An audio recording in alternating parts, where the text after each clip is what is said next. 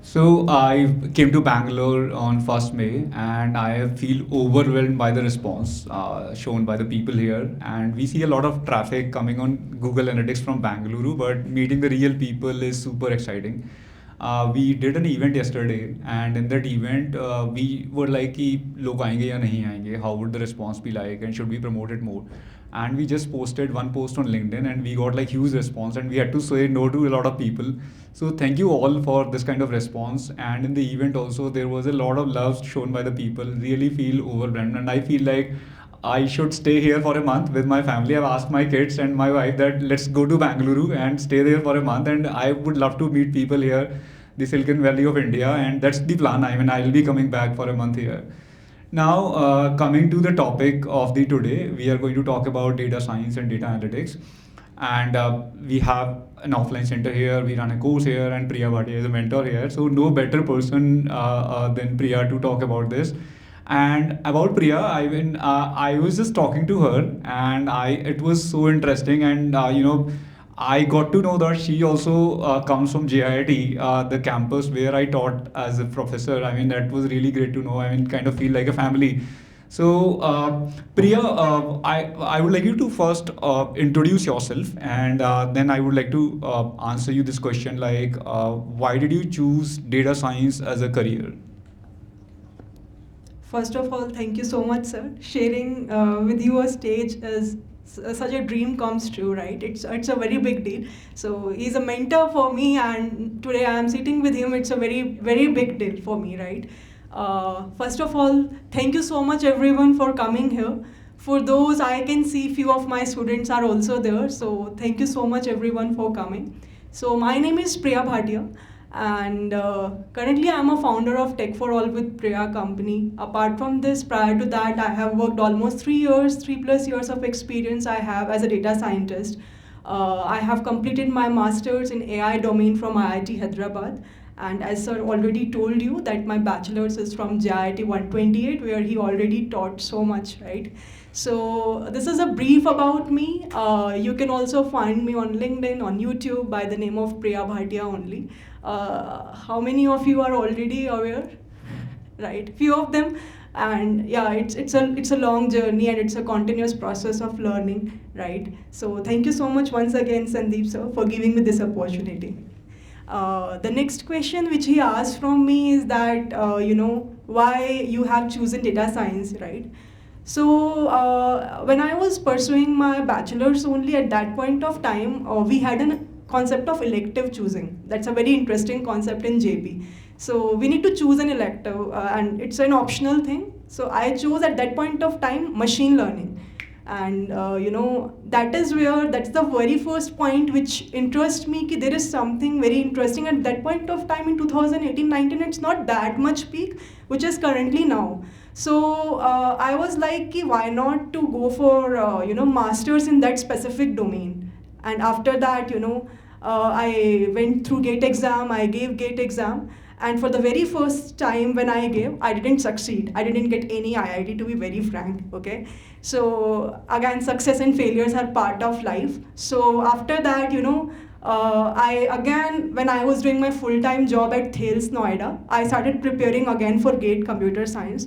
And that is where I got shortlisted for IIT Hyderabad. I gave the interviews and I went for that. And then again, the journey of doing a master's is quite amazing. The guide which I met there is again very knowledgeable, and I got a lot of exciting content. I worked in healthcare domain, which hugely impacts nowadays. Specifically how the cancerous detection is going on. At that point of time, COVID was there, and I was working on that real-time data. So all these things really, helped me to understand that it is something which is impacting real world, So that is where I started sharing the content also on Geeks4Geeks and many other platforms with respect to data science. And learning and sharing. I was like, this forms a ikigai for me, and that is where my journey to, teach the students started 3 years ago. And I feel it's never ending now. Until I survive, I'll definitely make sure that I will teach, because I really love that. So thank you so much once again. Thanks, Priya. Thank you. Thank you, guys. Thank you. So, next question to you, Priya, is in 2018-19, you talked about, in 2020-21, that time, a lot of content creators, a lot of people who were doing something, right? They were talking about data structures, algorithms, and full stack development even now, right? So, you never felt like I should probably shift to this field. How come? I mean, data science kept you so interested. What was the most interesting part about data science that you kept working on this field when not many people were talking about it? These days, everybody talks about data science, machine learning, and all those things. Okay, so at that point of time, I remember I watched one video where real-time Google project was there. And in that project, they have shown me that in that video that they are working in a project where in a village, the ladies who are pregnant, who don't aware about the, healthcare symptoms, how they can take care of herself, how this AI based tool is helping them. AI assistant was a new thing for and that in those days to take care of herself and to tell them the suggestions that how can she cope up in that days, right? So it feels so amazing to me. Like AI in healthcare domain, as I told you, is something which fascinates me in that era. And I was like, many people are not aware about this technology. See, wherever there is a huge demand, for example, sir talked about DSA. DSA is the foundation which even the people who are in web development, the people who are in data science, the people who are in data analytics, everyone should know, I believe so, because it really helps you in order to write a clean code. It helps you to understand how you can write or optimize your code with a lower time and space complexity, right? So with respect to web development, yeah, so I feel like there is a huge traffic going there. Java developer is a very good role at that point of time. But I was like, there are very few people who are genuinely aware about this specific domain and is very, very having a good expertise and knowledge. So why not to grasp the content, start doing research. I have explored so many Coursera courses, Andrew NG courses were there, right? So MIT lectures were there on YouTube for free. So I started watching all those stuffs, and it really, it's like it really helped me to understand that how just like a human being works, our logical thinking works. We can also create a AI based machine which can think like us without any human intervention. Just like we learn from our past experiences, we can also train the machines also to feed the data set, and they will be able to think wisely, give us the decision. And this sounds really amazing at that point of time, and I think that fascination only helped me to understand lot many things. And then when I started networking with people of similar mindset who are experience in this particular domain or wants to learn from this particular domain, again that really helps me to understand more vastly about this subject. So yeah, that's the whole point. All right, that's a very good answer, Priya, and that makes a lot of sense. The kind of applications, even now, we all can see. Like, I mean, this has data science, AI, ML has, and everybody's talking about it, and it's being used almost everywhere. And every company, every investor is now seeing ki how can we use ML, AI in our products. In fact, in our company also, we regularly talk what all things we can automate, what all things we can optimize using AI, ML. That's the thought process of almost every tech founder these days. What are the things that humans are doing, and how can we optimize our team? How can we make our team optimize? So right now, if they are doing one thing in 10 days, they can do the same thing in 2 days with the help of AI ML. That's the thought of every company these days. Priya, we all know that this is going to be a big thing in the coming days. Already big. It's going to be even bigger. It's compared with the internet, right? The way 2000 में India में internet became very popular. Data science, AI, ML is going to be that big. Now, so a lot of people would be interested. How do I start? So we have some school students here, some engineering students here, some working professionals. So I'll first ask you about a student who doesn't know anything about data science, AI, ML, who has not studied computer science fundamentals, how that person can begin. Then I'll ask you about a working professional. So first, you can or maybe you can answer first about the students, and then you can answer about the working professionals. So firstly, for students, let's talk about that. So first of all, you should be comfortable with a programming language. So it would be Python or R, but nowadays, specifically, I would suggest go for Python because it contains a lot of packages, lot of libraries are there which you can directly import and use that. It's a user friendly. Even the people who are not from programming background, they will be easily able to cope up with that programming, right? Python is a go-to language. And if in future you find interest in statistical things, right, mathematical things, then you can go for R as well. So if firstly go for Python if you are good with one programming language. Loops are loops, conditional statements are conditional statements. You get the understanding of one programming language, it's very easy to switch to another one. And don't be stubborn in any one programming language. As I always say, when you go to the company, you don't know what project might come and it requires the use of R or Python or Java. So you can't say to your manager that, I don't know this programming language. They will give you the time and then you have that ability to adapt that thing, okay? And this really helps you to gain more wisdom as well in terms of knowing about different programming languages, right? When I started my journey, I started with Java, then I switched to Scala, then I switched to Python, then I switched to R. So it's an ongoing process. Whatever project is coming in, you have to accordingly think about that, right? And in my school days, it was C++. 11, 12, I had chosen C++. So that's a whole process of learning journey, right? So one programming language, specifically if you can go for Python, it's a good to go. Specifically, I'm talking about data science per se or data analytics per se. After that, you should be good about mathematical skills. See, many people usually say to me that, Priya, what's the use of maths? In Python, we can directly import the stuffs.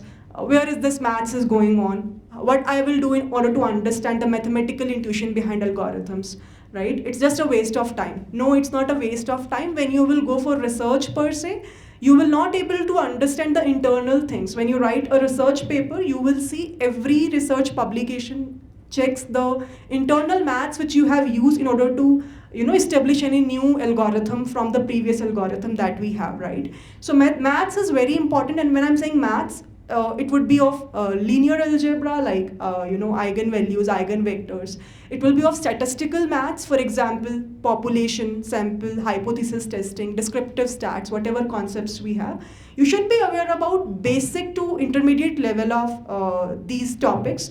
Again, maths is a very wide thing. We don't want to become masters in mathematical things, statistical things. So it's very important to understand that where we have to stop. Otherwise, you will be in a zone that there is so much of things, which thing I will learn, right? So you have to understand, do your research, that what things are important in maths, which will basically help me to understand the algorithms in a pretty well manner and to develop the projects that we have end to end, right? Third important thing, so first programming language, second is a mathematical thing where specific focus is on linear algebra plus statistical part, which I am talking about. After that, maybe as a student, if I am a school going student, if you are aware about the technologies which are going on, I think just take a pause at that point of time. No need to jump towards the further advanced concepts. But now working towards a working professional who is, let's say, working in the industries, their IQ level must be strong, right? They have already worked with different programming languages. They already know how we can develop a pipeline end to end. Maybe they are not aware about data science, but they will be aware about software development. So it's very easy for them to switch. They know that how things will work in industry. So maybe those people can start after learning programming language and statistical concepts. They can start with machine learning at the very first go. Also, the tools that we have for data analytics, for example, MS Excel, Microsoft Excel, it's a very wonderful tool which really helps you to do or manage the personal finances as well, right? Power BI, Tableau is there to analyze the proper data. After that, we have SQL databases, MySQL, NoSQL based databases. Apart from this, you should be able to understand the algorithmical understanding of machine learning in the very first go. For a working professional, I'm talking about. When I'm saying you should be aware about the mathematical intuitions behind that. See, where you find the gap, or when you are going for an interview, you have to understand that there are so many people who are competing with you, right? Maybe thousands of applications are coming for the same job profile nowadays, right? So how you will be able to distinguish yourself from those 999 people, right? That is where you have to understand everybody will be able to import that package. Everybody will be able to write a simple code which you are writing. So where that is there, the difference you will be able to create in terms of building a strong foundational concepts. I have seen so many people who are so experienced also, but they know how to deliver the product, but they don't know the internals behind that. That's a major gap. So you should start your learning as a beginner from a basic foundation, and always remember, even you went for a Google interviews, because I personally have given interview from startups to the product based companies like Google.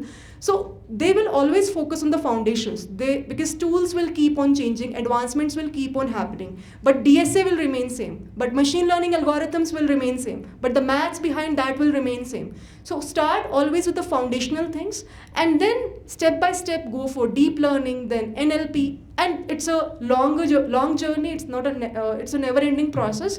And now generative AI is coming upon, maybe after 5 years or 2 years, new domain is there in data science.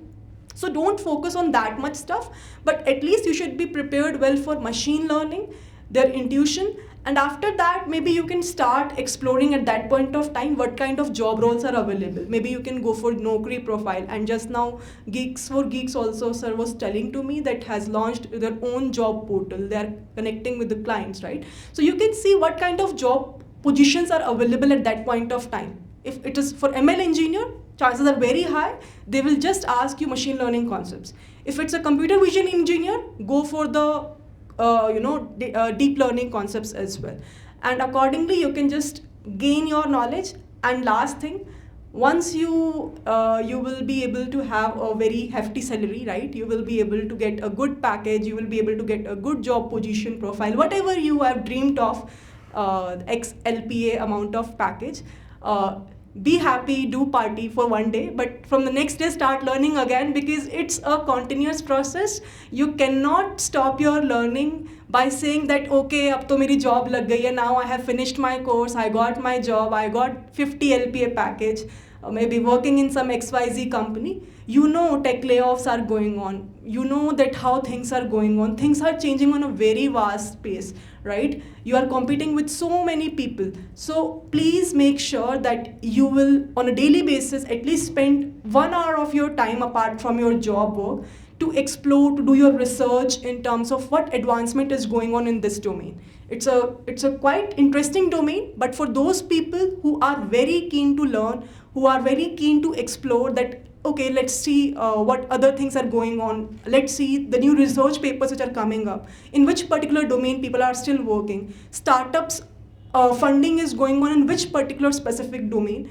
So let me explore about that domain. For example, nowadays generative AI is something which is quite booming. Why is that so? What's the major reason behind that? What are the tools that we have? How can we able to learn all those tools? How will we able to make our task very easy with the help of those tools? All these things are very important to learn. It definitely depends on you. You are buying a paid course, you are learning from YouTube nowadays. Everything is available for free also, and there are so many courses also available for you. It really depends on you, your motivation level, and the only thing at the end is please upskill yourself on a daily basis, because it's a need of an hour. It's not optional for you, it's a need of an hour. Okay? Thank you, Priya. That I think must have helped a lot of people here and the people who are watching online. That was a very good answer. And I would just summarize what Priya has mentioned. If you are a beginner, then you need to learn a programming language first. And the two popular programming languages are R and Python. And Python is something that she suggested. You should go for Python as the first language. And once you've learned Python, you need to learn mathematical fundamentals that are required for ML, AI, data science. And then you need to work on some projects. And if you are a working professional, then you need to make sure that you are upskilling yourself time to time.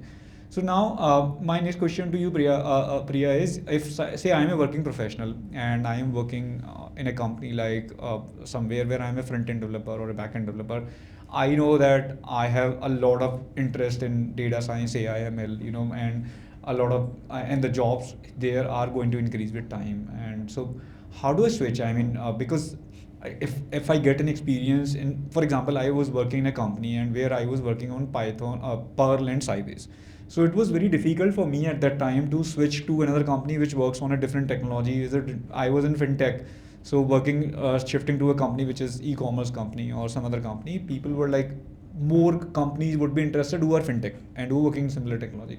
So how do I apply to those companies, and how do I prepare myself before going there, and how do I negotiate salary? Because if I am a front end developer somewhere, I'll be getting better salary if I go for a front end developer job. But if I go for a data science job in a different company, then I'll be like, you don't have experience in data science, so we would first hire you as a fresher job or something. We'll give you some value, but not that much value. So how do I tackle with that, and how do I switch domain? So I think many people are struggling with this question. Anyone here who has similar question, right? It's a very good question because whatever students I met, that this is the common question which I usually get. Ki, we are working in some other domain and now we are interested in this data science domain. How will I switch, right? So there are few things which I feel can work out for you. You have to see in your company. First thing is, first of all, take a proper knowledge, upskill yourself before taking the chance to switch or talking to anyone, right? So please have that, proper end-to-end knowledge, and you have something to showcase to them. You have some projects end-to-end which you have done on a real-time data. Otherwise, how company will get to know that you have an idea, right? Maybe you are generating some content out of that. You have something, right, to showcase in the market. When you're going, you are in a way bargaining to them with respect to your skills, and that's where you get the package, right? It's a fact, right? So basically you have to understand that how can I curate a end-to-end project where I can showcase to them a proper looking website where we are passing some numbers and my model is giving the predictions. For example, I will upload a CT scan, and CT scan is giving me a prediction that whether a patient is having cancerous cells in it or not. So there is something which the client is able to understand and will be able to see that, okay, she or he has done something in it, right? End to end, you have a knowledge of that. After that, once you gain a proper knowledge, be whatever resources you are following, just make sure that maybe in your company itself, because nowadays there is no company from edtech to fintech to any other healthcare domain you will see, automating AI based tools definitely will be there. So you can ask to your manager, you can discuss with him that, I am somehow interested in this specific domain. So can we do some internal switch? If there is a job, first of all, do your research, check it out that whether the positions are available or not. If yes, then connect, network with people who are working already in that team, because it's very easy for you, right? Because you're working in that specific company itself. Talk to your colleagues, network with them that, okay, how is the work going on? What kind of technology you are using? Acha, what kind of projects you are working upon? And if you're feeling like it sounds good to me and it is even demanding nowadays, talk to internal team itself, and if possible, make an internal switch. It is very easy for you to do an internal switch, gain some experience, and then do a switch. Because now you have a good experience also, right? Maybe 1 year, 2 year, and then you can say you have a idea that how internally in the projects end to end things will happen.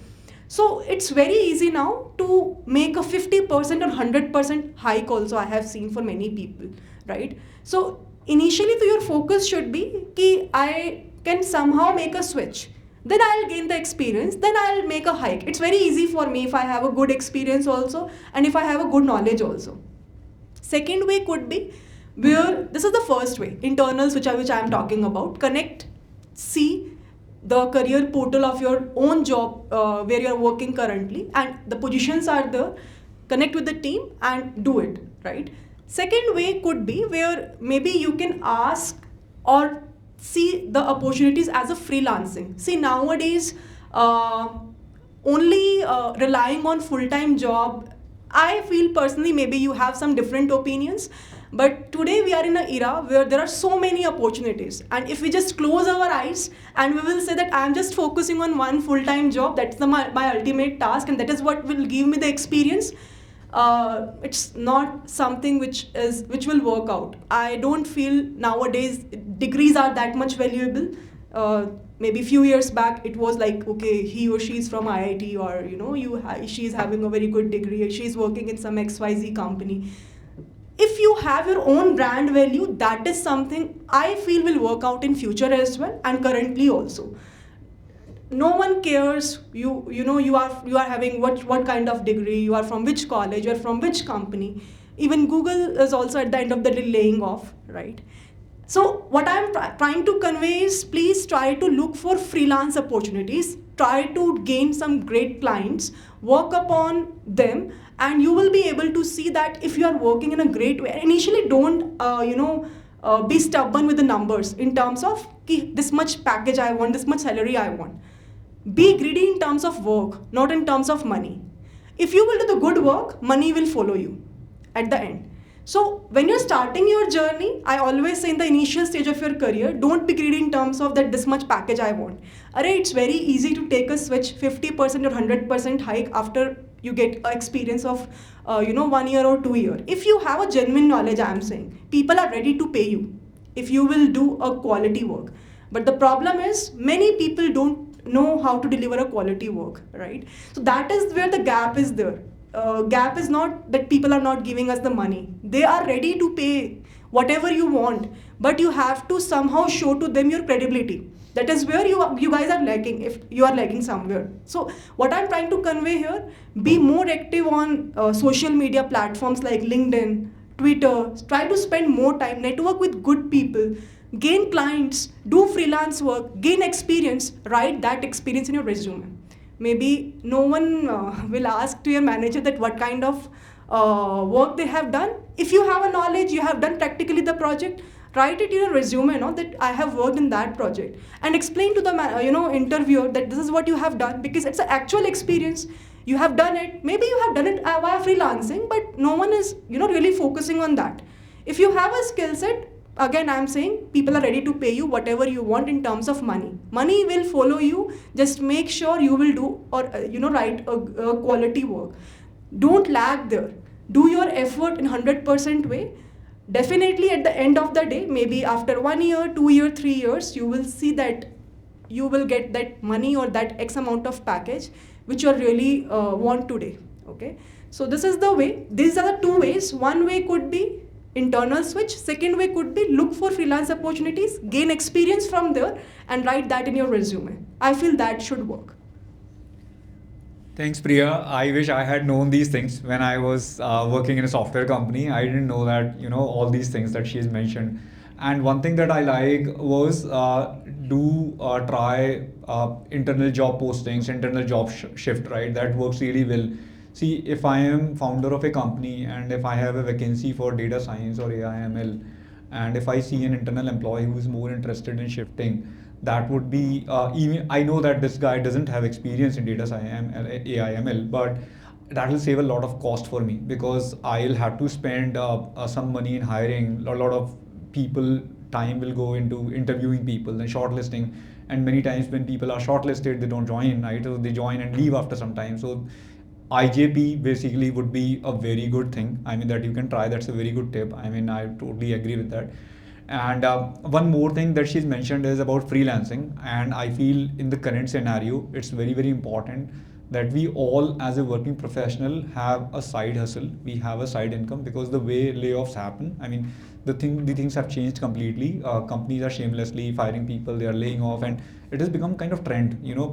It used to happen a lot in US, but it is now very common in India. Basically, people don't think too much before firing now because they know everybody else is also doing it. So it's very, very important to have a side hustle on weekend or after office hours so that you can build something. And when you are trying to build something, you face a lot of challenges. As she said, you don't get money immediately. I'll give you my own example also. When I started Geeks for Geeks, for a long, long time, I think for 5 years almost, I was not making any money out of it. And in fact, I switched to a teaching job, which was a lower salary job. So there was a time in my life when I was at a lower salary, 15,000-20,000 rupees per month, less to my software job. And I was paying 5,000 rupees per month for the servers of Geeks for Geeks. And there was no money coming from it. I mean, there was this time in my life, but that paid off really well. So money, as she said, automatically follow. Now, so Priya, I want to ask you, like, so we all know that we have told people here, those who are watching online, that you should begin something as a freelancing career. So everybody wants to do it. There is no doubt about it, right? Everybody wants to be there on the social media and want to showcase the work. Can you share your journey? Like, what are the challenges that you faced when you started your freelancing work? How did you overcome with them those challenges?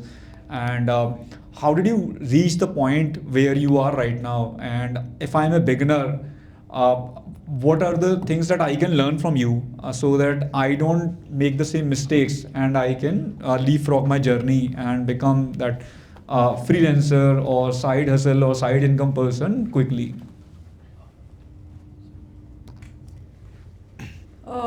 So first thing is, in my experience, see, let me tell you, I'm from a tier 3 city. It's in Bhiwani, Haryana. So I completed my 12th. Until 12th I was there only. I didn't even went out for a trip also.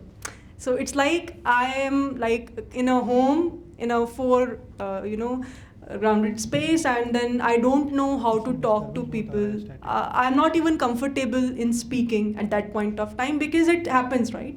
When you move out, that's the time where you feel like, okay, now you have to gain the confidence. And it's very important. That's the only reason I always say to the parents also that please send the students out, for their at least college. Many people are thinking that, it's good that if our son or daughter will be at their own home, because they protect, no, our parents. So that is the thing. So coming from that background to talking in front of everyone every week, coming on weekend sessions, taking the classes, it takes a lot of courage, right? So initially I was underestimating myself. I was like, when I went for the first time to Noida for JIIT, I met so many people who are from Delhi. Many are from, like many people are from tier 1 city, and then I will be like, how can I compete with them, or how can even I talk to them? I don't even know anything. Like, we underestimate, right? As per our background कि हमारे पास तो इतना background अच्छा था ही नहीं. किसी के parents, many parents are, very very, having teaching profession, or having a doctor's profession. One of my roommate is having a doctor's profession. Their parents are, both of them are doctors. So I was very underconfident, and then I started gaining up. When you start tackling the challenges, when you start learning the stuffs, that makes you confident. Ki I know this stuff, I know this thing very well, and that is where your confidence starts. And then mentors plays a very important role. For me, to be very frank, I was just telling to Sandeep sir as well, my guide at JIIT was Ashish Tripathi sir, and he plays a very important role in my life to push me for the GATE exam. Also to help me out in order to gain a valuable knowledge in machine learning and big data, right? Mentors plays a very very important role in the life, right? There was another mentor, Sakshi Vashne. So she was a finance teacher for me. So she also helped me to understand the finances part pretty well. So for me, I think I was fortunate enough, or I should say lucky enough, that I got this kind of parents who pushed me out, that okay, you can learn, you can explore. And then I got this kind of mentors who helped me in my journey in order to gain that kind of confidence. And that's why, when I'm teaching to anyone, I always feel that what mentors role they have played in my life, I should also have to play that role in other students' life, other learners' life, because it really depends, right, from where you're learning. Mentor can make a subject boring also, and they can make your subject interesting also. I can see so many people who fall in love with the subject of maybe DSA because of Sandeep sir, right, from his courses. They are very afraid that what is data structure, what is algorithm, how can we write a good code, how can we solve a lead code based problems. But then what happens after watching the good mentors videos? We fall we get interested that okay, this is the concept, oh, that much easy it is. So that is the thing which I think good mentors, it's a very huge responsibility for the learners, I believe so. And that is the important thing for me. And after that, when I started this journey, first challenge was underestimating myself, that I talked about because of my background. The second challenge was when I started my journey in IIT Hyderabad also. So I faced a lot of challenge in terms of networking with people. I always feel shy. I thought a lot when I started my YouTube channel. I was like, what if people will be like, "Ki, how she is speaking? She don't even know how to speak." How many of you feel the same thing? Ki, if I start creating a content, I don't know how many people will like my video. If I start creating a content on LinkedIn, I don't know how the comments will come.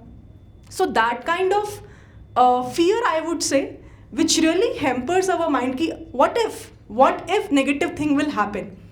So after that I learned from one novel. I have a habit of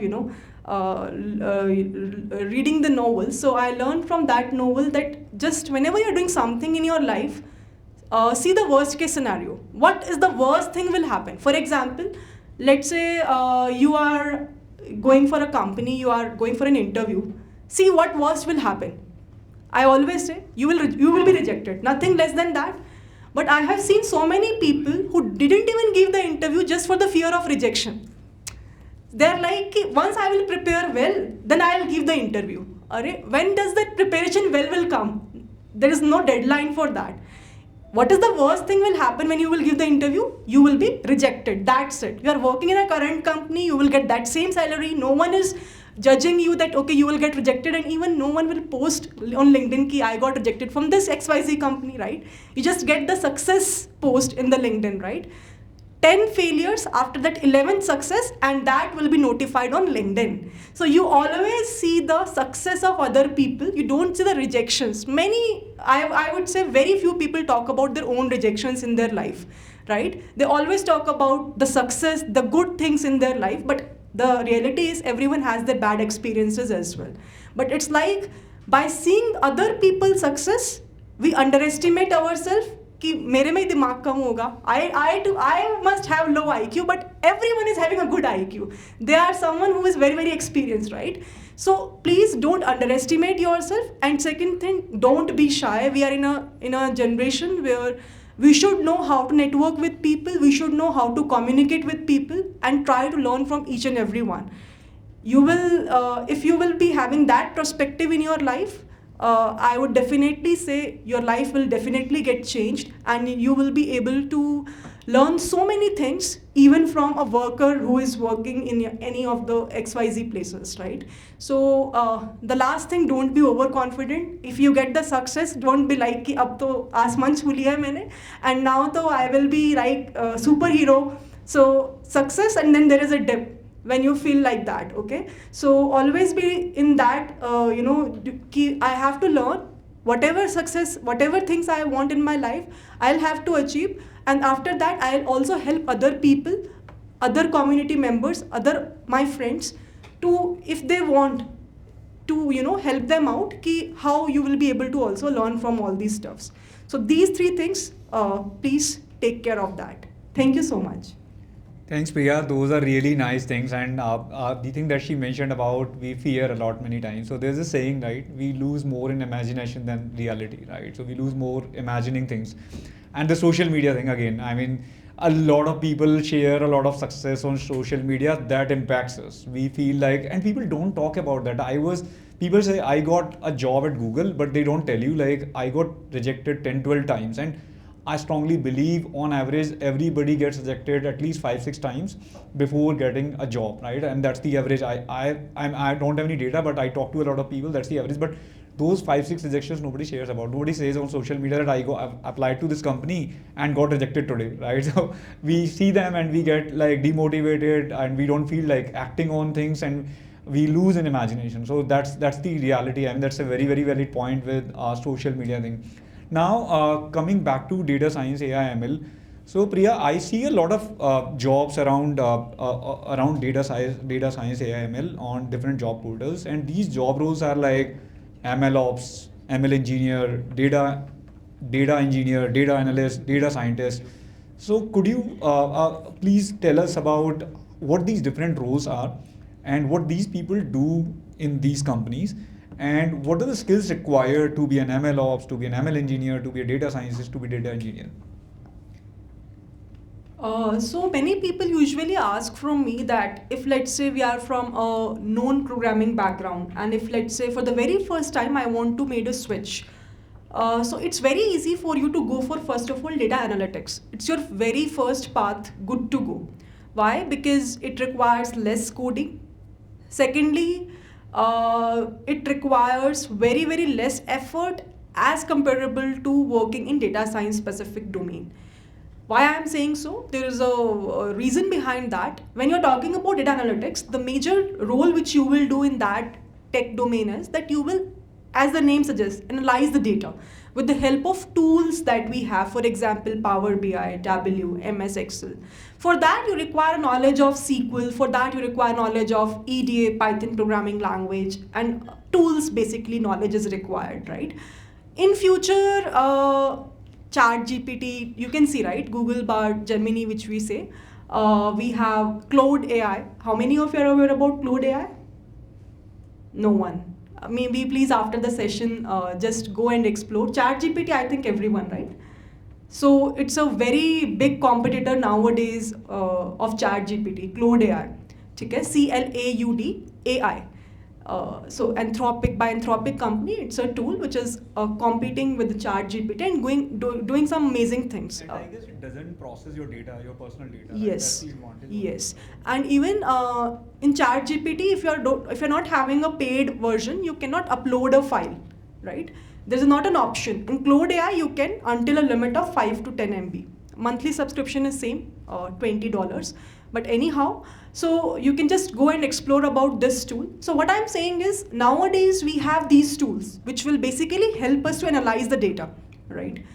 Now what you should know, now people will say, I will lose my job. Now these tools are coming up, they will do. As a human being, whatever logical thinking we have, whatever task we can do, I feel no machine will be able to do that efficient task. So what is your major thing is, you should know how to write a better prompt. What is the meaning of that? How to write a better question in a way to achieve a better outcome from these tools. And after that, you can just apply on, so it will give a basic draft. For example, I am a content creator.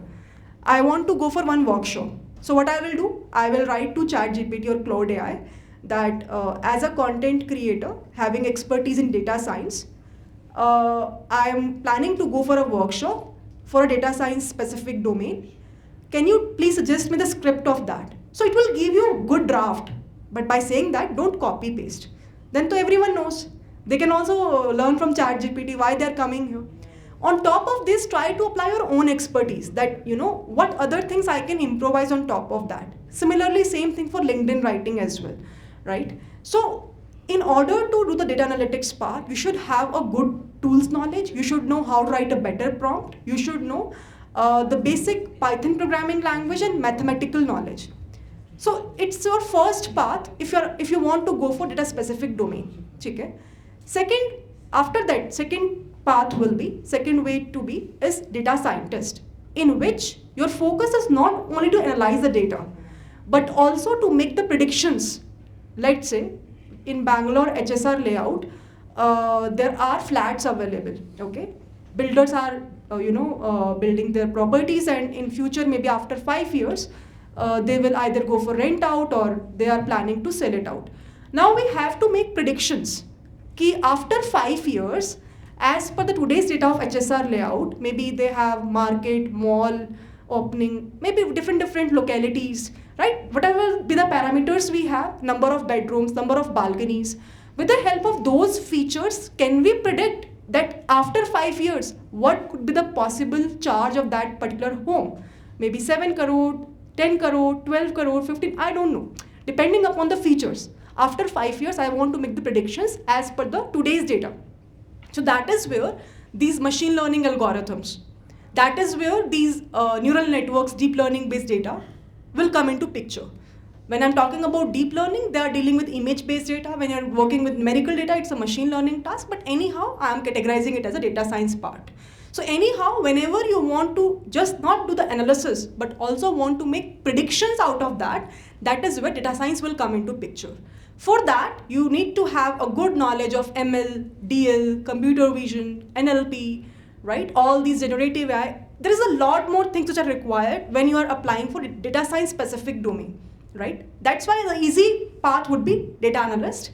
That's why the salary is also low. If you will see the salary of the people for data analytics, it's quite low as comparable to data scientist people.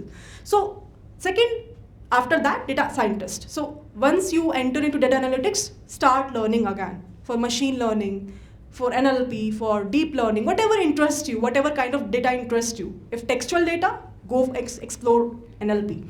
If image data, explore deep learning. If numerical data, explore ML. Everyone has different tastes, and accordingly, please try to learn all those stuffs.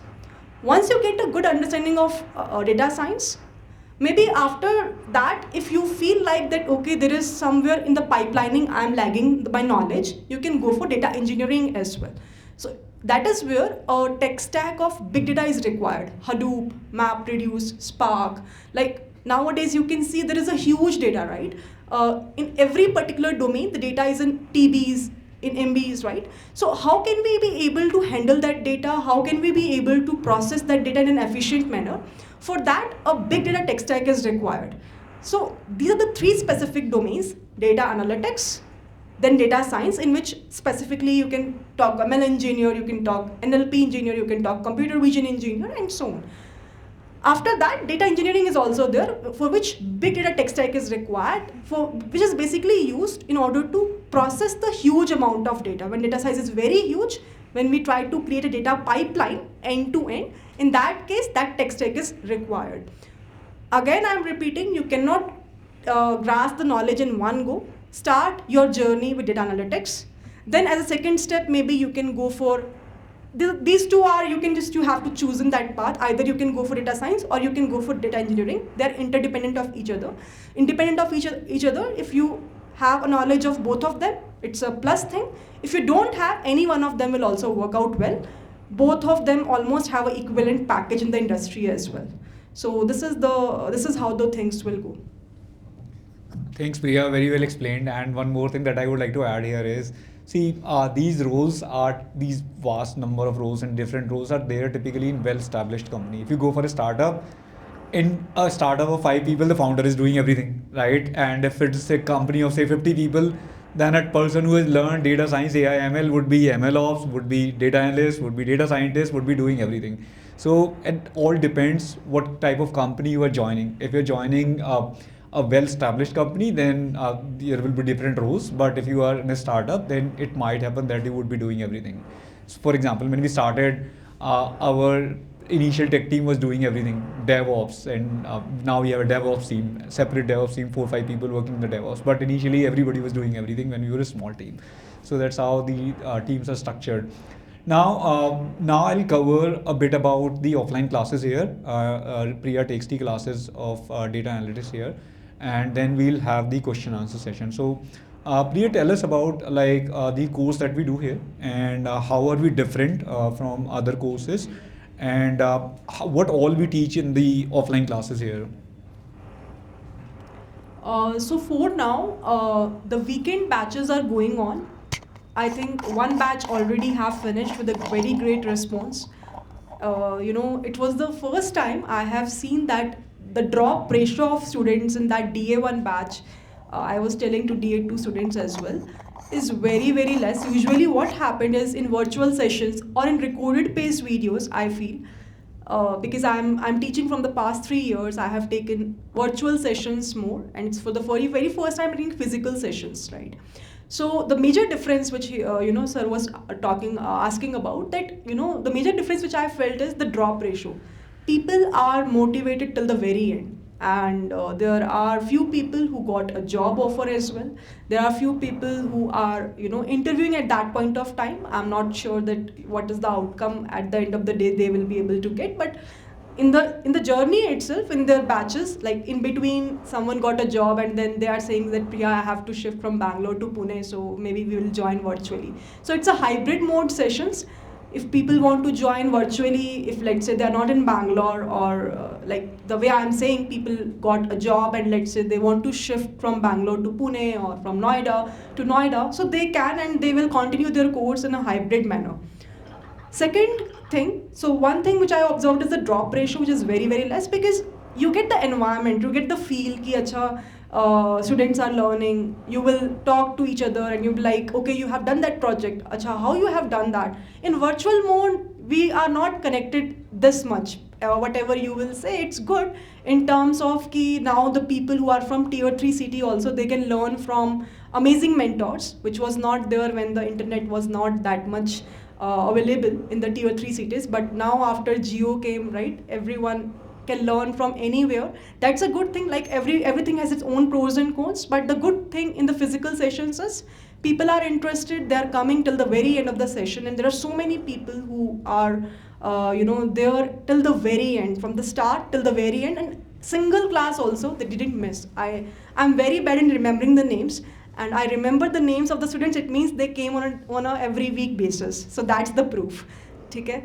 So apart from this, the curriculum that we have designed in these batches is as per the industry standards. You will observe that whatever tools we are learning in this complete data analytics batch, all these tools are currently going on, whether it be Excel, whether it be Power BI, whether it be the knowledge of SQL, which is not even required for data analytics, but also required for data science, data engineering, whatever tech domain you will go for the data part per se. I think SQL is something which is very, very important. So this is another module that we have. Apart from this, we have a module of stats. So whatever key things I told you, right, in order to have expertise of data analytics or data science, all these things are covering up, because this course is focused on data analytics. We are not covering up any machine learning algorithms and all those stuffs. Maybe in future we will plan to launch the separate batch for data science per se, where we will focus on the algorithms which I'm talking about. For example, machine learning, deep learning, NLP, and so on. But for this course, which I'm taking for now, is data analytics, where the focus is on analysis of data, where the focus is on how can we, if let's say I will provide you Excel file, how will you able to get an insight from that data so that it will help the company to generate a revenue. That's the ultimate task. For that, we have several steps. So whatever key steps are required, whatever skill set is required, whatever tools knowledge are required, all these things we are covering up in this curriculum. For every module, we are covering up a practical project so that people will get a hands-on knowledge. It's not that they just have a theoretical idea that what are the things we have, what is SQL, what are the commands. Whatever sessions we are conducting, we are focusing on doing a practical stuff. That's why you will observe the people who are coming, they always bring laptop with them. For the first day when they don't bring, I always say, please from the next day onwards, you should have your own laptop so that you, whatever things I'm doing. So one thing is I will also do a live implementation. It's not like I have some file available with me, I'll open that and I'll talk with the code. No, I'll also write the code with you all. And then after that, let's say if we got some error, if we got some challenge, on the live itself, everyone is discussing with each other, okay, this is what we can do. They are telling me sometimes, so it happens. I'm also a human being, mistakes happen with me as well. So Priya, this is what you have done, maybe wrong. I think we can do like that. So it's not like mentor students, it's like friendship, networking, right? We are discussing colleagues, teammates. It's like knowledge transfer going on, KT like that, which we done in industries, in companies. That kind of environment you will feel here, because everyone in this batch, maximum people I would say, are industry professionals who are having a very good experience of 5 years, 10 years, 3 years, 1 year. I think in a DA2 batch, only single student was there when on the very first day I asked to them to introduce themselves. So only single student I remember who is a fresher. Apart from that, everyone is experienced, so they know the things, how can we do in an appropriate manner. That's a good thing. So I feel all these things cumulative together makes a wholesome journey for me. I really enjoyed these physical sessions. It's the second batch which is going on, and we're planning to launch the third batch very soon. All right, Priya. So before people join here, the people who come for the classes, what kind of questions they ask you, what kind of doubts they have, and even when you are taking classes, you teach regularly things, but there must be like some interesting questions, some interesting discussions that you had. Maybe you can share some of those discussions, some real examples that you had interacted with the students here. So the one common question which is for everyone. See, many people who join these batches are those people who are currently working in a company, but they're somehow working in this specific domain of data analyst, but they don't have the projects to showcase to the interviewers. That is the gap again, because see, many companies are there, they give you a position name, but internal work, something they are giving you some different thing. It's very common for maximum people. Second thing, so it means that they don't have a knowledge actually, because they have not worked upon that, so they don't have a knowledge, they feel a gap is there. Second kind of students or learners who came here are those who are working in a company but in a separate tech domain. They don't even have an idea about what is data analytics, how will it work. And third variety of people are those who are having a career gap, specifically women's. So maybe because of the pregnancy issues or because of some personal issues, they won't be able to continue their job, and now they have 2 years of experience and 2 years of gap, and then they want to go enter into this particular domain. So their one common question is, Ki Priya, at the end of the day, whether we will be able to properly respond to the interviewers or not, whether we will be able to showcase our knowledge or not, right? Whether we will be able to communicate properly or not, whether we will be able to gain that level of confidence or not. I remember a guy on the very first day he came and he told me that, Priya, I came from Rajasthan, from one village, and he said that I came here after a fight with my father. मैंने कहा क्यों? What happened? Why you came here after a fight with your father? Your father doesn't support you in terms of studies, and what happened?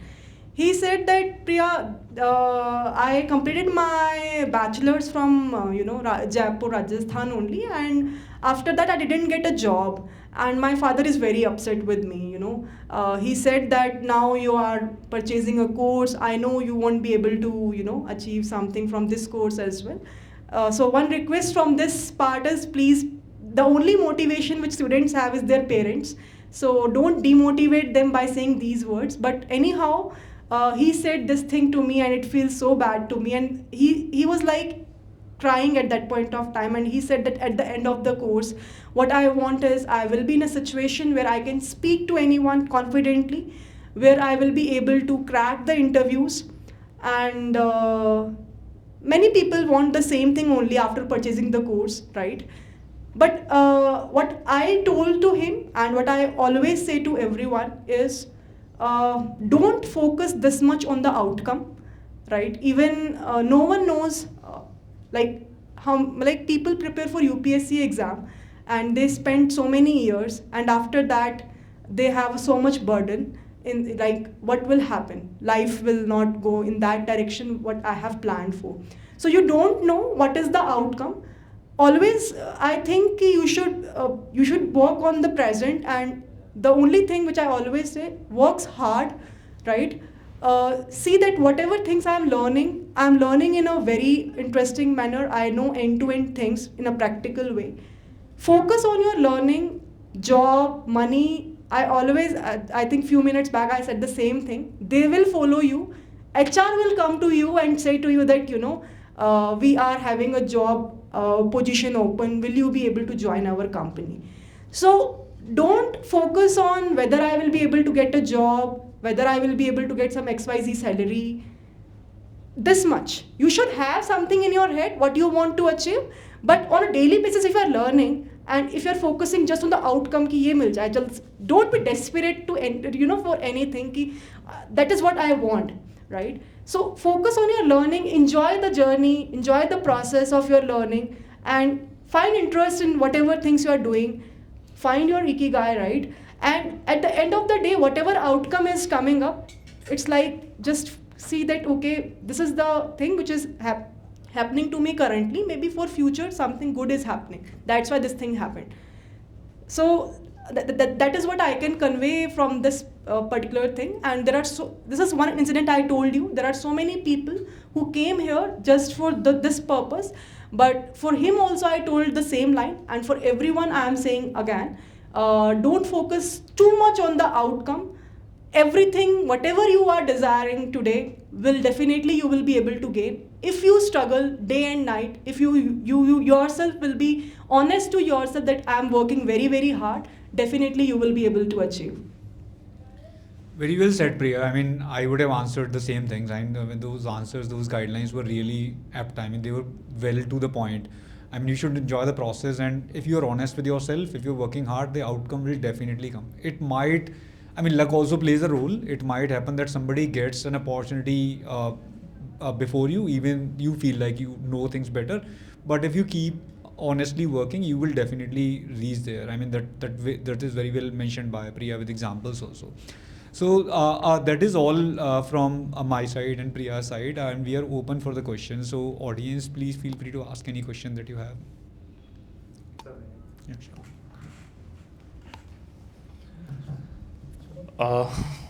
Hi everybody, and hi Sandeep sir, Priya ma'am. So first of all, sir, I have some personal feelings. So I'm standing here in Geeks4Geeks, and I've started my college journey right in 2016, and the first time when C was introduced in my life, so I was about to check the internet and where I can see the resources. So the first link that came to me was Geeks4Geeks, and kudos to you that you brought Geeks4Geeks to this height that is today. So here's a round of applause, and it's a completely for me. If Neerav is in this room, I have been asking Neerav, so I wanted to meet Sandeep sir because it's a dream come true for me. So having said this, sir, I have a question like, as you both have depicted in a very well-mannered and in a very structured manner, like how can we, even I work at Accenture as a data engineering analyst, and I think Priya was somehow in 1/4 of the part was mentioning about my story as well. So I'm designated as a data engineering analyst at Accenture, but I don't do any data related work. So like I'm also a student at DA2 batch in which Priya teaches us. So like going forward, how can I more inculcate within me like the course which definitely I'm having here, the learnings definitely which I'm gaining from here, but going down like 5 years down the line into my journey, and I wanted to be into this. So the Accenture has given me the tag, but I want to continue with this tag in my real implementation. So how can I basically continue that journey of mine where I keep on growing myself professionally as well as personally, and also create my own self brand? Like what would be your guidelines, sir? Yeah.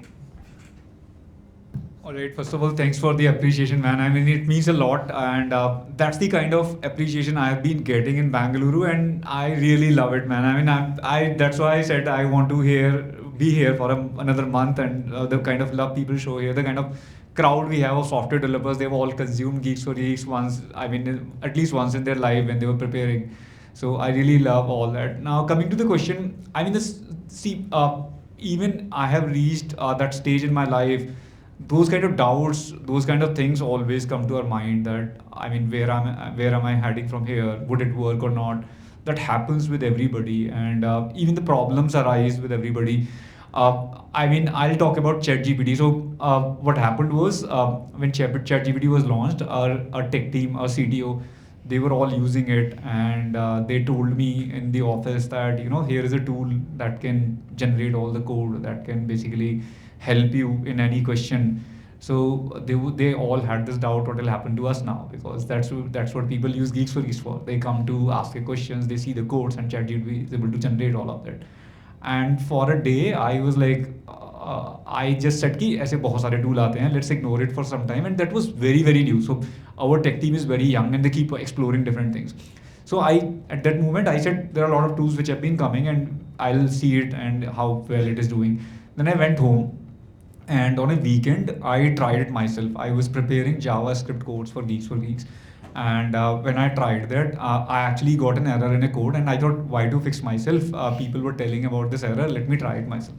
So I tried ChatGPT. That's when I opened it first time, and I posted the code. I didn't even ask it what is the error and tell me the error. I just posted the code, and within few seconds, it told me that you have passed a parameter incorrectly here, or you have missed a parameter here. I was like, I mean, what we have been teaching for a so long time, and if I am a teacher, and it will take me a lot of time to figure out the error. I'll have to go through the code that somebody else has written. I'll have to understand the variables.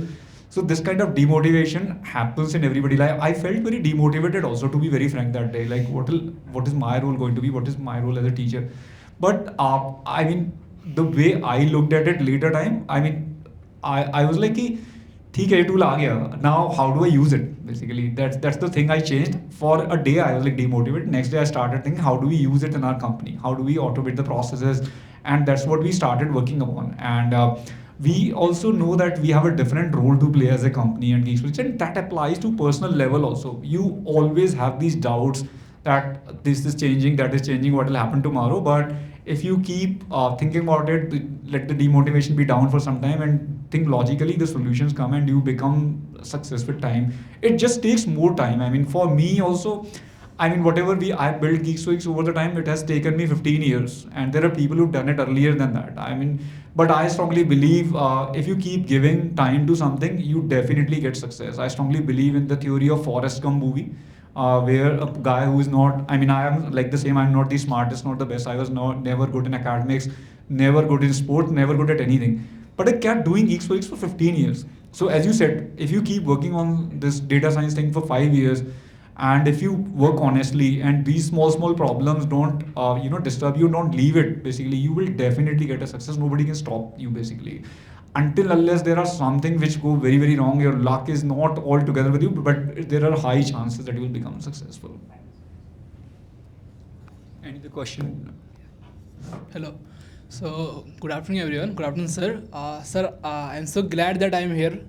So I have seen all your DSA video from starting. You know, like one of my friend has sent the link of DSA in the Telegram. So I haven't officially purchased that, but I was full motivated to like learn from you. Like you have explained all that code in a very simple way, like not some language dependent kind of thing. So for that, sir, thank you, sir.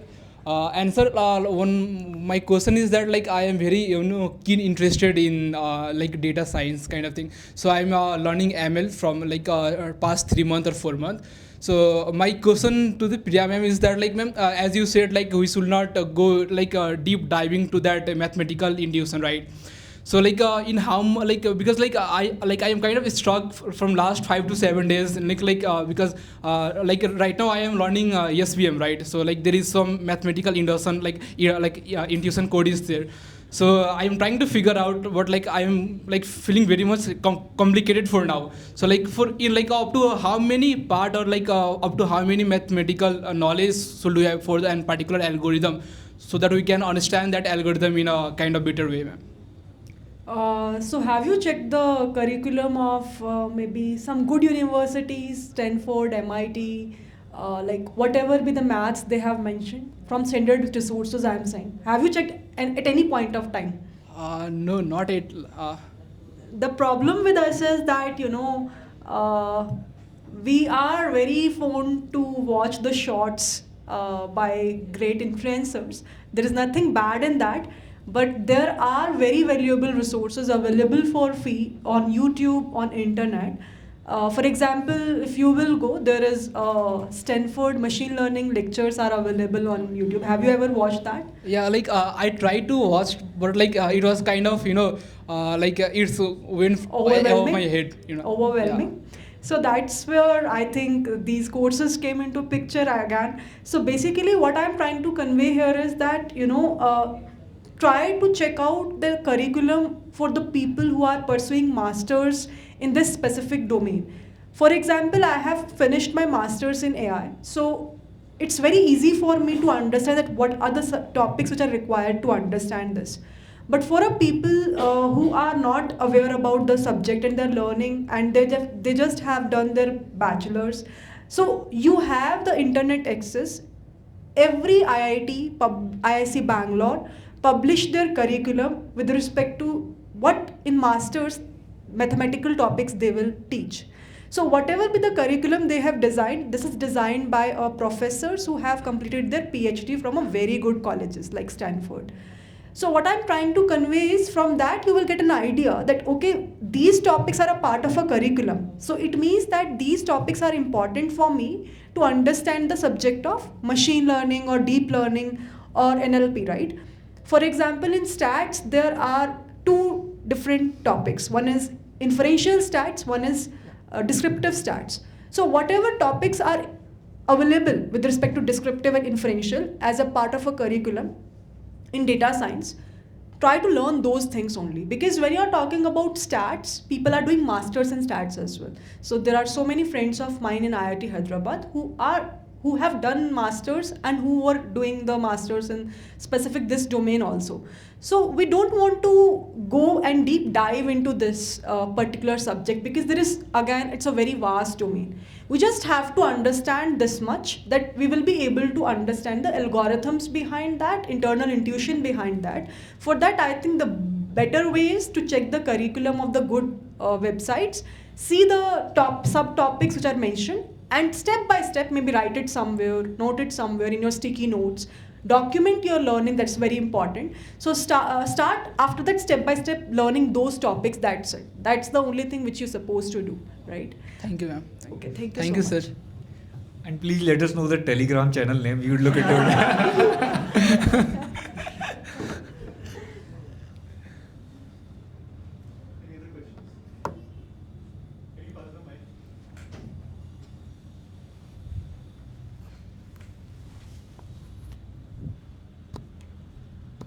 Hello sir, hello ma'am.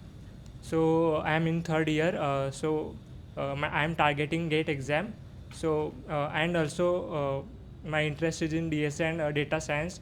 How should I focus and on different things? Like there is also fear of missing out, and there is also interest of doing all these things. And PMM, you must have been there at some point.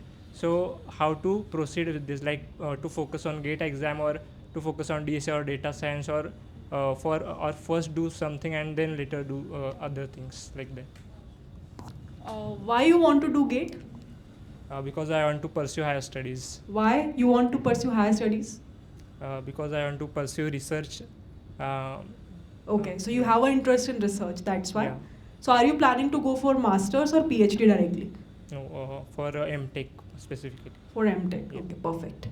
So now I think GATE has introduced also the subject of data science, as Yeah. far as I have a knowledge, Yeah, right? but my Yes. interest is in computer science. Yes. Yeah. So first of all, with this indication itself, I think everyone's supposed to understand that why is this domain is important. Now, GATE syllabus also includes this data science subject, right? So it means there is something in it which everyone have to understand. Even in the colleges also nowadays, specialization is there in AI and data science, which was not there at my time. So definitely the knowledge of this subject is very, very important. Coming back to his question, see, again, the same thing which I was talking to him, that in GATE also we have multiple subjects. And if we will deep dive into every subject, कि DSA पकड़ लिया तो DSA बस कर ही रहे हैं, questions कर रहे हैं, फिर उसके बाद computer networks है, operating system है, right? There are so many subjects in GATE we have. So maybe I would, like personally, I have taken the coaching properly, physical coaching for the GATE exam. And I have tried to take multiple mock tests focused on previous year questions in my journey, which really helped me, right? Because again, we cannot deep dive into any single subject. There is a lot, many things.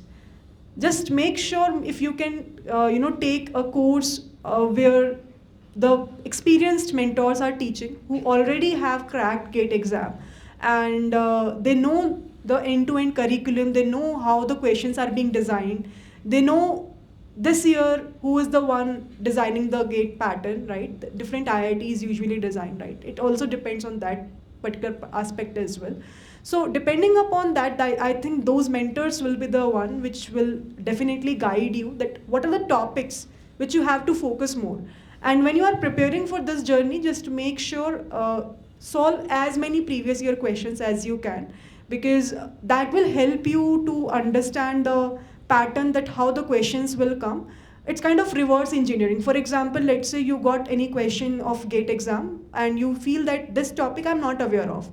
So you will start learning that, okay, let me try to learn today what is this topic is all about.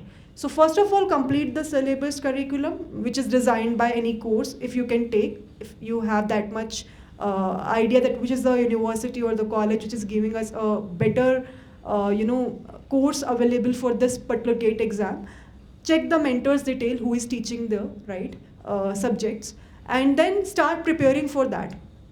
At the end, I believe GATE learning is, if even if you crack or not able to crack any IIT, or if you went for masters or not, I don't care, like you will feel that this GATE subject will really help you to build your strong foundations. I always believe that I have a very good skill set over the foundational part.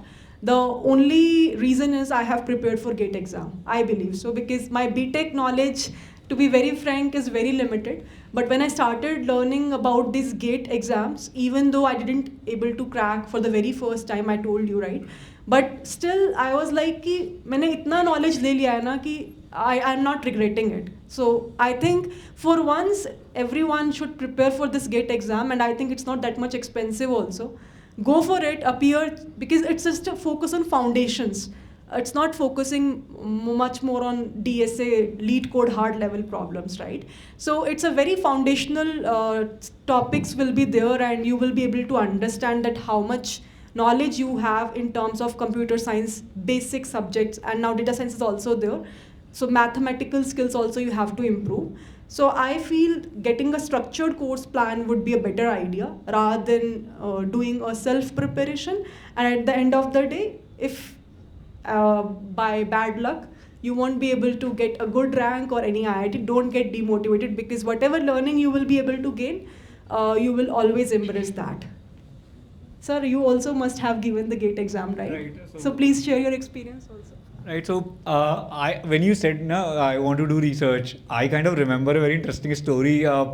I appeared in GATE exam in third year, and then I got 91 point some percentile. In final year, I got 95.66 percentile, and then I appeared after 1 year of gap, and I got 99.5 some percentile. I mean, I got IIT Roorkee, and my reason for doing GATE was I wanted to go for a teaching job.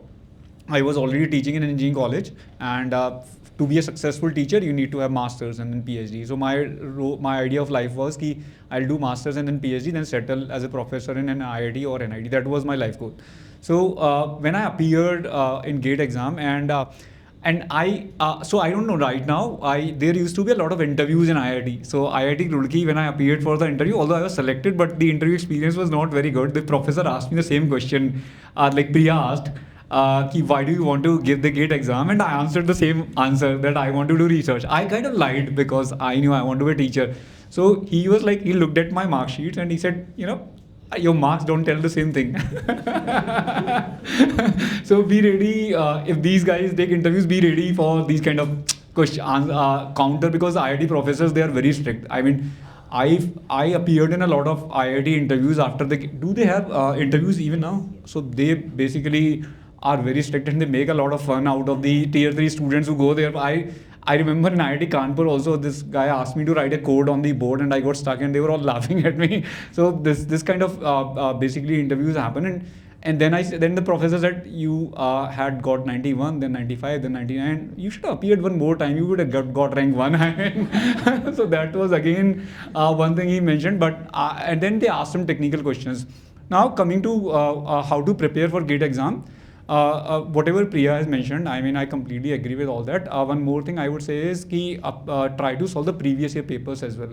And in case of data analytics, data science, there are not many previous year papers, but there must be some common syllabus which is there in this data analytics and which was there in computer science. So I would say solve the previous year papers, and that is what I did in my GATE preparation. I solved all the previous papers in the last month. I was working somewhere, so I prepared in the last month. And whenever I used to get stuck in any question, I used to read a standard book to understand how this theory works and how does this particular topic work. So that kind of worked for me. And one more interesting thing she had mentioned is, and I completely agree with this, everybody should give a GATE exam. I mean, if you are a computer science student or if you want to pursue in data science and analytics, because the kind of questions they ask, if you look at any GATE previous year paper, they are so fundamental. They are not like hard problems कि बहुत सारा coding करना है, and they don't repeat the questions also. Like even in company interviews, they repeat the questions, and they are so fundamental. You would enjoy solving them if you're good at fundamentals, and you will make a mistake, and then you will realize, okay, this thing is I missed this thing, and this is so fundamental to the data science or computer science.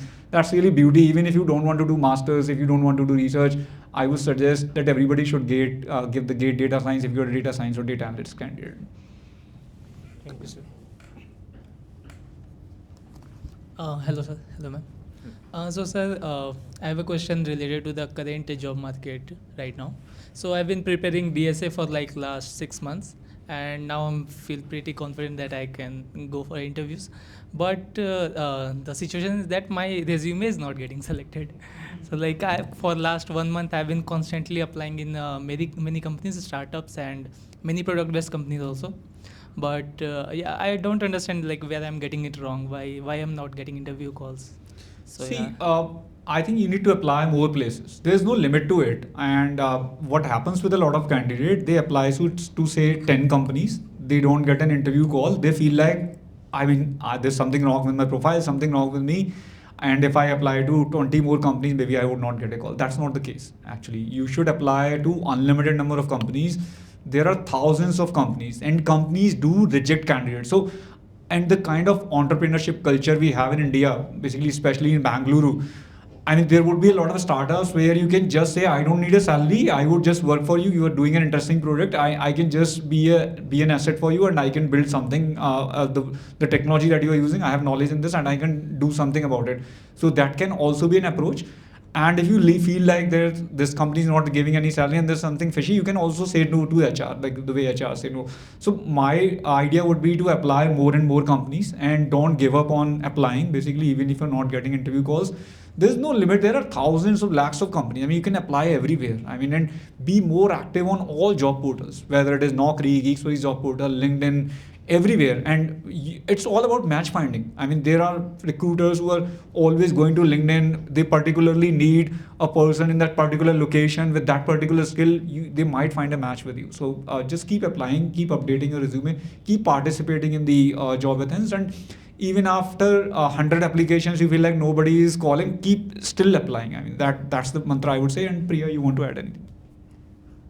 Also, like I feel many people just pass one resume to every company. That's the biggest mistake you usually do. Try to improvise your resume depending upon which position you are applying. For example, you are saying I have a skill set of data analytics also, but I am also equally good with the machine learning skill set also. But let's say tomorrow you are applying for data analytics job role in a company. Change your resume accordingly, because nowadays we have ATS compliant, like HR is not looking your resume. There is a machine. Just try to make sure you are, if there is a keyword match will be there internally. Again, NLP based algorithms are there. So if there is a keyword match, it will give you a score. HR will check that score. If it is very high, then only they will pass out your resume. Okay. So how the score will be good? If the keywords are matching with their job profiles. So always whenever any job opening will be there, they will always mention that what are the skill set they're looking for in a candidate. So accordingly, maybe change your keywords in your resume. For example, in the skill set section, suppose let's say they have mentioned that we want a candidate who is having a knowledge of AWS, GCP, Azure, or let's say they have mentioned that we are looking for a people who are good with the Excel. Right? Depending upon the two profiles. Machine learning engineer profile will prefer more focus on the machine learning algorithms, but data analytics profile will focus more on the tools. So depending upon that, you have to change your resume a bit. You have to fine tuning. This is what we call in machine learning, fine tuning, right? So you have to fine tune your resume as per the demand of the company, as per the job profile of the company. Keep on changing that. Don't make, for example, I have seen so many people who just made the resume. First of all, they didn't have spent their time. They asked the template from their seniors. Then they just get the template, do the edit, name badal diya, email ID badal di, phone number badal diya, everything will remain same. And then they pass that resume to multiple companies. and then they are saying that the calls are not coming up. You have to understand that for every company their demand is different, their requirements are different, and depending upon that requirements you have to fine tune your resume, change your resume a bit, and then send to the HR. You have to start doing a cold mailing as well, right? So what is the meaning of that? Basically you will start reaching on your own to the HRs. If you will go to LinkedIn, you will find that position is there. For example, you will see that on Amazon there is a position of machine learning engineer. First of all, go to the careers profile of Amazon, check out what is the job ID which we have, then check out the people who are working currently in Amazon with that position, send them a connection request. Now again, same rule which sir has said, send to multiple people, because it's not that everyone will respond to you. Many people will be busy, they might not respond you. But if you will send multiple people request, at least one will respond to you, right? So you can ask from them that can you, now when you are sending a message, don't say hello, hi, how are you, and full stop. No one will respond to you. Send a formal message, proper template, with your resume, with your job position ID, that okay, this is the position I am looking for, I have this much skill set, and this is what I am doing, this is my work experience, this is my academia skills, everything you have written in a proper manner, attaching a resume with the job ID. Can you please apply the referral for that, like that? Apart from this, check the HR who is working in that company. Give the email ID will be there, send the email to her that this is the profile which I'm looking for, I'm just want to apply for, do you have the positions? I have just now checked it out in the careers website, it is available. Also check out engineering managers who are working in that company. Chances are very high that if they will refer you, you will be able to get a better chance for technical interview rounds. So it depends. So what I'm saying is, rather than directly applying to the companies, one step more, what you can do is ask for referrals, because usually referrals work in a better manner as comparable to directly applying to the company's careers portal, and start mailing out in a formal manner, whether on LinkedIn or on a formal mail which I'm talking about. I think that would help. And one more question I have. Apart from the DSA and foundational subject, there is one more thing, system design. So is it really important to study system design for the SD1 roles? Or So are you a fresher or you? No, I'm experienced. I'm currently working. Alright, so for experienced people, system design and low level design, those are important. I mean, they are kind of they're considered as fundamentals only, and they might ask you in the interview. Although in the online rounds, it has become kind of very common that they give you a high coding challenge and then you solve the problems. But when it comes to face, they might ask you. The problem with tech hiring is there is no limited scope. Anybody can ask you anything. There are thousands of companies and every company has all different interviewers, and many of the companies have not standardized the interview process. So one interviewer from one company is asking something and other interviewer is asking something else. Even I remember when I appeared in interviews on campus, there was a company that asked me a puzzle in the interview, and I mean, puzzle, if you know the answer, you can answer it. In a pressure environment, you can't solve a puzzle, right? So that's the problem. But again, data, low level design and high level design, they are kind of considered fundamentals, and if you're working professional, then they are more important than a fresher. Thank you.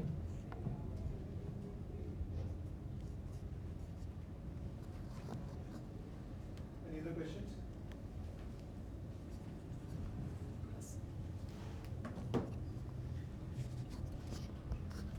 Yeah. Hi. Good afternoon, everyone. Hello. Yeah. So nice to see Sandeep sir and Priya. When I was in college, along with Ashish Pranwal, I mean, who started as moderator, right? So it was quite motivating, and we used to learn, and now seeing you here in person, it's quite overwhelming.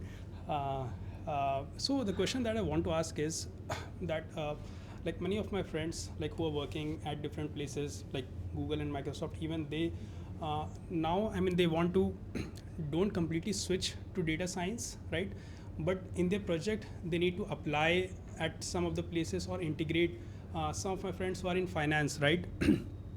They are not technical guys, but they want to actually plan out in what use case I can apply and all. So a basic kind of learning is not enough for them, and if they're doing advanced learning, right, so that is too much and overkill for them.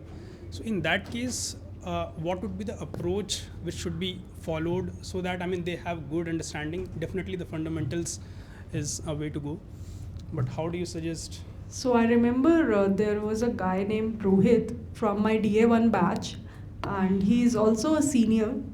Uh, like we have awarded him a certificate of excellence also in DA1 batch. So that is the same issue which he was stuck in. So he's having a managerial position, and he said to me that Priya, I'm not here for getting a job, or I'm not here to switch to my company. I'm very good in my company where I'm working currently.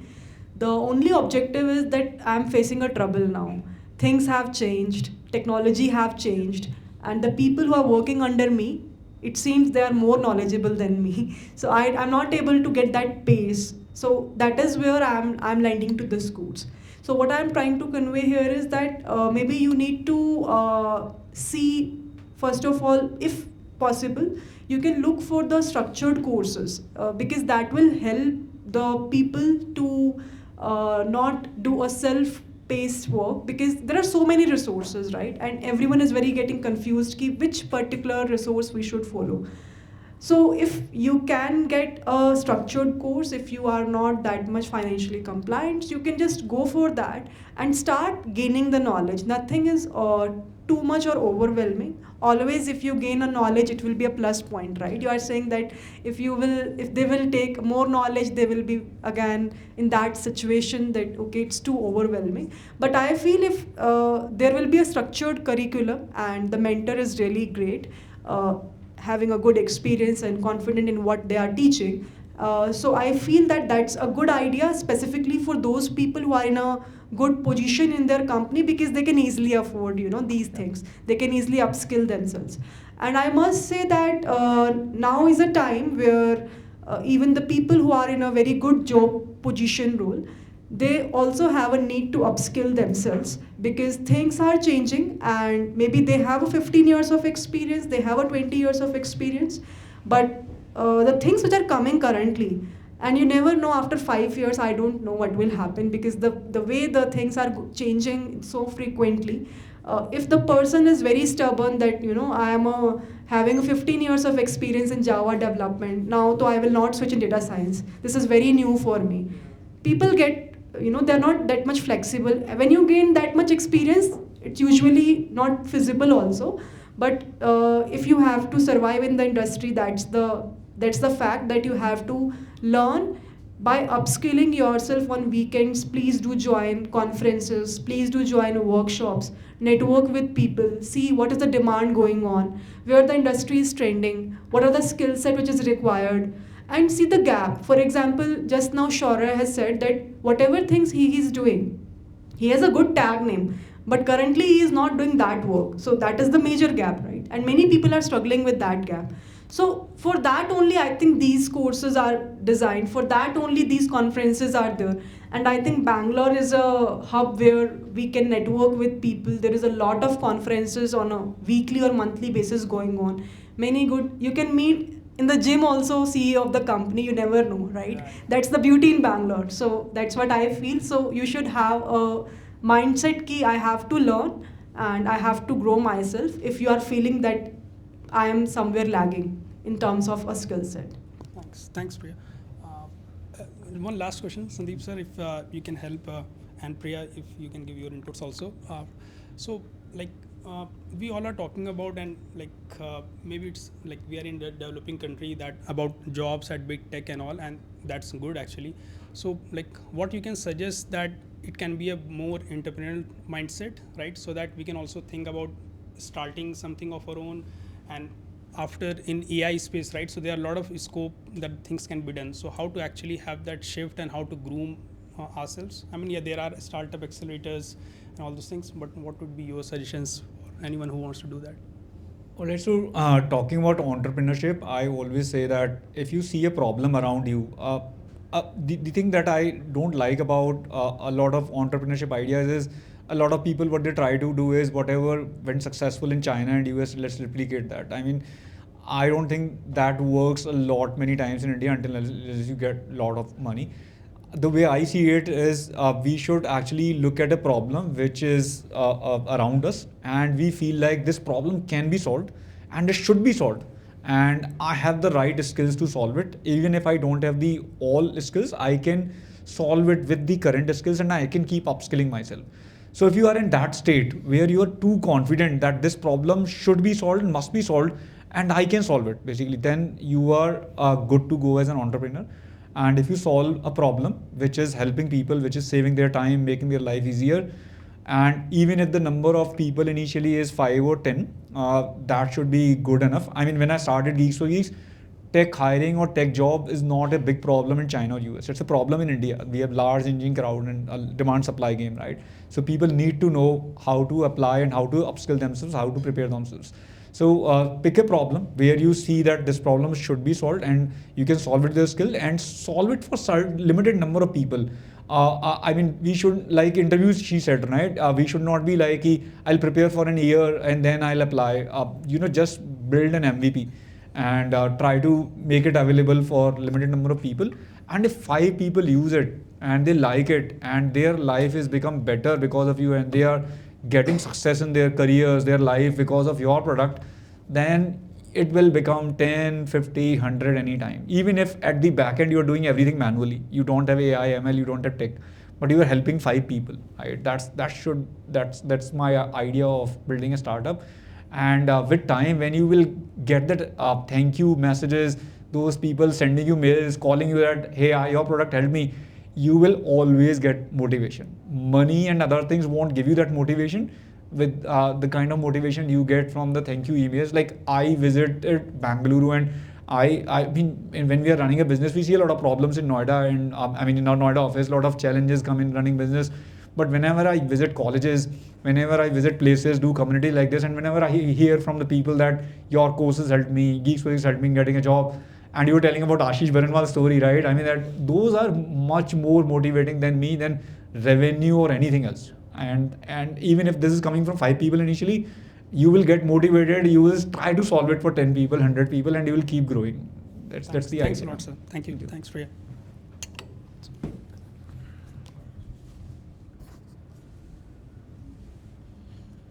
So, applause for our panel today. We are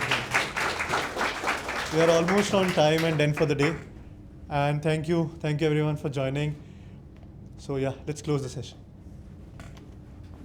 Thank you all. Thank you everyone. Really enjoyed talking to you, and thank you coming on weekend. I really liked all the answers given by Priya. I mean, I would have answered the same answer for a lot of questions. Thank you everyone. Thank you Priya. Thank you.